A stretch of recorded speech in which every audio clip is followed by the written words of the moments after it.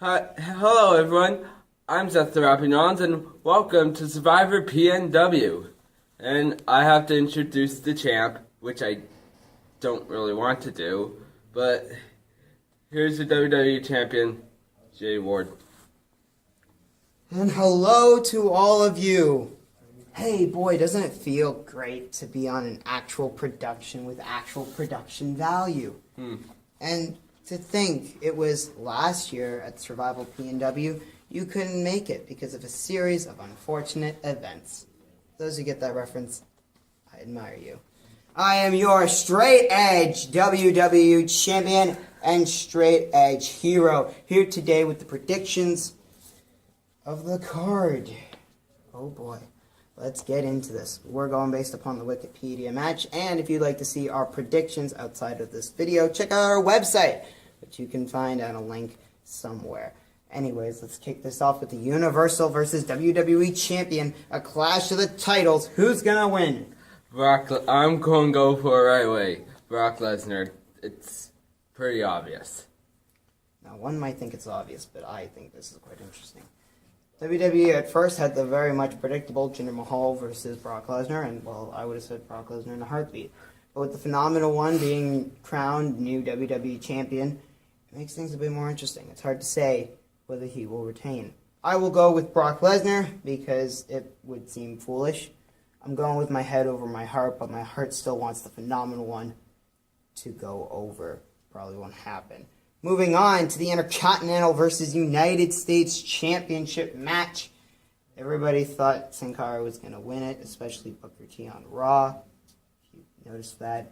But no, it did not happen. Baron Corbin is facing The Miz. Who do you have and why? I'm going to go with The Miz, basically. How come? For me, he's got the Miz Raw show. I'm sure they're going to try to distract Baron in some way. They always do. Well, you'd have the right opponent, you'd have the right match, you'd have the right person to win. You have the wrong thing, though. Miz is a far better champion than Baron Corbin is, and also a lot better overall. He's a great talker, and his wrestling in character is second to none. And so without a shadow of a doubt, Miz should retain. Moving on to this tag team title clash between ya boys, Sheamus and Cesaro, and the Uso Penitentiary and the Usos. Who do you have and why? I'm going to go with the Usos. Basically, Sheamus and Cesaro just, recently won it, a week ago. And so they're not really probably ready for the Usos yet. See, this is where you'd be wrong. Sheamus and Cesaro are former tag team champions. I think this makes them a two-time tag team champions right now at the moment. Sheamus and Cesaro are more than capable of showing the Usos what Raw has to offer. And so in my very humble opinion, as much as it's probably wrong, I'm going with Sheamus and Cesaro because I like them. They deserve a push. Gosh, darn it. For the SmackDown Live, or not for the SmackDown Live Women's Champion, what the shiz am I on? It is the Raw Women's Champion versus the SmackDown Live Women's Champion, the new SmackDown Live Women's Champion, Charlotte taking on Alexa Bliss. Who do you have and why? I'm going to go with Charlotte. It's an obvious pick. She's a more better diva than Alexa, honestly. You know, we live in the age of women's wrestling, right? Not divas wrestling, mate. But you do have a good point. The nature girl herself. Woo! Charlotte has all the tools to be successful as a champion. We saw it before with the Raw Women's Champion, and now we see it with the SmackDown Championship. So great job on the accounts. It's really cool, too, because if you really think about the past, Alexa and Charlotte are the only two women in the women's divisions to have held both Raw and SmackDown Live Women's Championships. Fun facts for you. Gosh darn it. Moving on to the only championship match announced on the card. Kalisto versus Enzo Amore. Whoop-de-doo. Yay. Who do we have and why? I'm going to go with Kalisto. He deserves to get that back. Enzo doesn't really deserve it. And because he's a jerk basically all over. He doesn't deserve be champion at all. Well, unfortunately, you would be wrong because you just are. Although he might be the certified G and the bona fide stud, and you can teach that. Mr. Enzo D'Amore has a far more marketable brand than one Mr. Lucci himself, Kalisto. Therefore, he will retain by some dirty tactics, I can guarantee you. So, yeah, that's that. We're going to have to quickly go to a lovely little break right now. Okay, hope you enjoyed that lovely little promotion. Now, moving on, we're going to continue on with the show. We're moving on to most of the tag team / traditional Survivor Series matches here today. Up first, we have the New Day squaring off against the Shield. Who do you have and why? I'm going to go with the Shield. You'd be an idiot not to. How come? Well, because they've been the most dominant, and since they got back, they've proven to be back together yet. They've proven to be the most dominant, and the New Day doesn't got anything over them. Partially They've true. it The Shield came back, and then Roman Reigns got an illness, which took him out, which had him replaced by the likes of Kurt Angle, the likes of Triple H, even Samoa Joe, technically. So yeah, it's been weird times. But Roman Reigns is now finally cured of his silly illness, and now is finally back on the road, which means this is the first official Shield reunion match. They're not going to lose their reunion match. I'm sorry. It's just not going to happen. They weren't going to lose in the 5-on-3. They weren't going to lose in whatever other matches they competed since then. It's just not happening. It's Shield all the way. You'd be an idiot not to. Moving on to Team Raw versus Team SmackDown. We have... Okay, I'm going to be so happy if I get this in one take. We have Mr. Curtis D'Ango. We have Braun Strowman. Who else do we have? Gosh darn it. We have Triple H. He just got introduced. Good stuff there.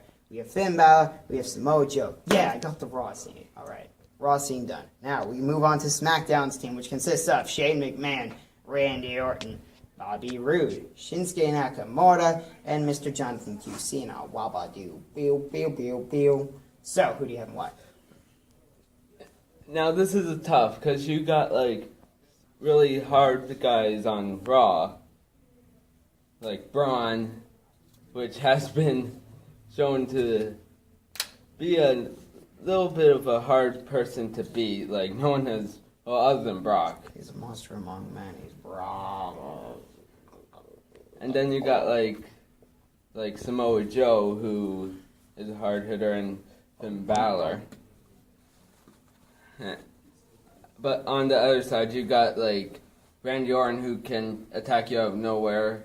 Shinsuke and Bobby Roode, who are really good on there. Who's your pick? I'm going to go with basically SmackDown. You're going with SmackDown. Why?